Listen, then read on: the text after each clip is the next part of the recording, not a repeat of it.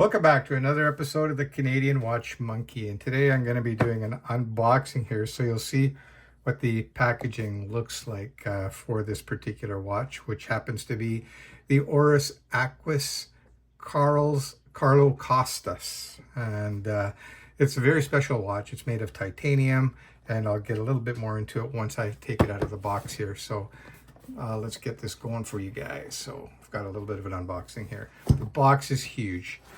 And let's just pop that open, and you can see here it comes in a very large Pelican style case. And here you've got the manual here. Just show that to you so you can see what that looks like. And see the warranty card, and it's got information, service centers, and so on. So that's that. And we'll close that up for you guys. And let me pull this Pelican case out of the box. So you get a box within a box, and this is a big one. And this is very sturdy. It's a very nice Pelican style case. Might even be a real Pelican case. I don't know. Have to contact Oris about that. But anyway, let's pop this open so you guys can see what we got in here and what makes this watch so special. So there you have it there. Okay. And you can see it's a very handsome watch. It's a very large watch too. Which I'll be showing you in comparison with another Oris Aquis that I have. So you can see here, it says Oris Carlos Coste Edition 4, okay? And this manual here has some information in it. I'll just quickly show you there. So you can see it's on a rubber strap here, on a bracelet, and it's just got a bunch of really useful information and some beautiful pictures. So there you go. Let's slip that back in there, and let's take a look at the watch. So we'll pop this out of the case, and you can see this kit I just actually got the watch, so, and it was in exceptional condition. I've got all the links here, the extra links, which is very important. You can see here too, it's got the Carlos Coste medallion here. And that can also be found on the back of the watch there. I'll zoom up in a few moments for you guys. So as I was saying, it is a very large watch. It measures in at 45 millimeters. Typically, I like most of my watches at around the 36 to 38 millimeter. For dive watches, 38 to 40 is pretty good. So anyways, I'm going to just zoom in a little bit more for you guys so you can take a little bit better look at how stunning this watch is. You can see the condition of the watch is, I would say, exceptional, and especially for its age. Not many marks on it. Okay, and this is a titanium watch, and I think it's rated for 500 meters. So diving with it should not be a problem at all. And this here, that part there, is the helium release valve. That's not your crown to adjust. Okay, so you unscrew that, it lets the pressure out of the watch, and you can continue on your way, which this is something that probably 99.9% of the people will never use. And of course, this top crown here at around 2 o'clock position, that is used to adjust the time and the date. What else can I tell you? Ceramic bezel. It's got a very nice feeling actually unidirectional bezel, and you can see it's got a nice clicky sound to it. I don't know if you could hear that or not, and you can see it lines up very nicely as well. I just want to let you guys know I'm a huge fan of Oris. I have been for a long time. I just think they make great watches that are a little bit different than what else the other watches that you see out there. Yeah, and you can see this is a limited edition, I think, of 2000, which most of the Orises are. And you can see there, 500 meter waterproof or water resistant. Yeah, it feels quite light, especially for a big watch, I got to tell you that. So on my wrist right now, I have one of my all-time favorite watches. This is the Oris Diver 65, and this is the original one that came out on Baselworld. And I really like how the numbers are kind of reverse. I don't know how you would call it, but anyway, reverse something or other. And I really like that look. And you can see it's got a nice sapphire crystal that stands proudly.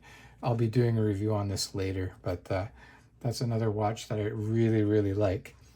Yeah, so I'm just going to pop this off wrist. I'm going to throw the Carlos Coste, on my wrist, so you can see. Oh, one thing I should show you too right now before I forget. It does have a dive extension, so you just pop that open like that. Very simple, and it works great.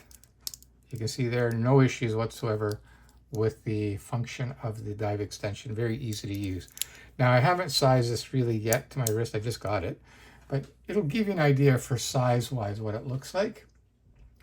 And that's a 45 millimeter watch, so it's big. And it's fairly thick, but not massively thick. Unfortunately, I don't have my calipers handy, so I'm not going to do a measurement for you. And you can see here, I've got another Oris Aquis, and this is nicknamed the Monkey King. It's Sun Wukong or whatever. And this is another limited edition Oris. And this is more my size that I like for dive watches. I do have the bracelet for this as well, so I've got both. I'm actually currently looking for maybe a yellow or a red strap for this. I think it'd look really nice with the seconds hand there. You see the red and the yellow pop. But let's hold these two watches next to each other so you can see the size difference. So this is a 41.5 and that's a 45. So you can get a real good idea on the size difference there. It's quite substantial. You can see too, it's a little bit thicker. But again, this is a 500 meter dive watch. And this, I believe, is a 300 meter, which is more than anyone will ever need. But let me get up a little closer to both. And you can see really quite striking watch. And then here, the Carlos Coste. And you can see the condition of this thing is fantastic. And the colors on it are unbelievable.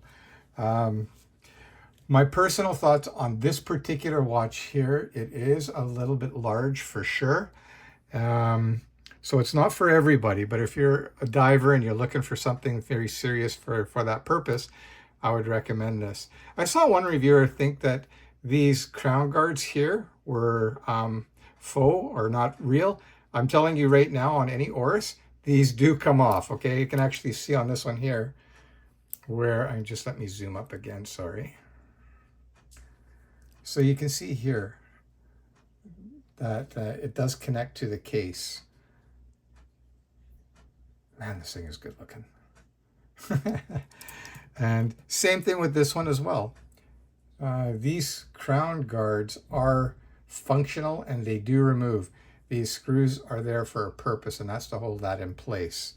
But you can see two kind of similar watches, but with very different feels. And you can really see the size difference. Let me throw this one on wrist too, so you can see what the 41.5 looks like on my wrist. Now, in the past, Oris pretty much only came with one size, and that was the 43.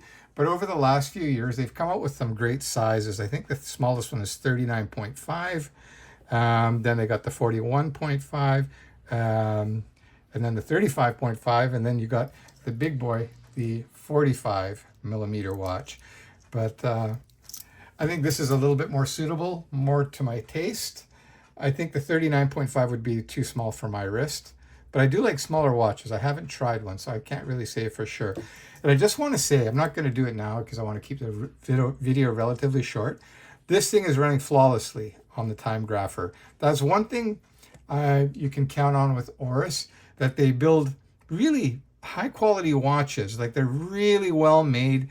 The crown actions on the watches are fantastic. And it's just one of my favorite brands. That's why I probably got a few of the Oris watches, because I really do like them that much.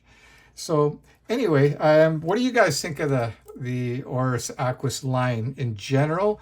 Do you think 45 is too big, or whatever? Just let me know your thoughts. Please leave a like, and if you haven't done so, please subscribe to my channel. I truly appreciate it. So that's basically it, guys. Take care, and we'll see you in the next video. Bye-bye.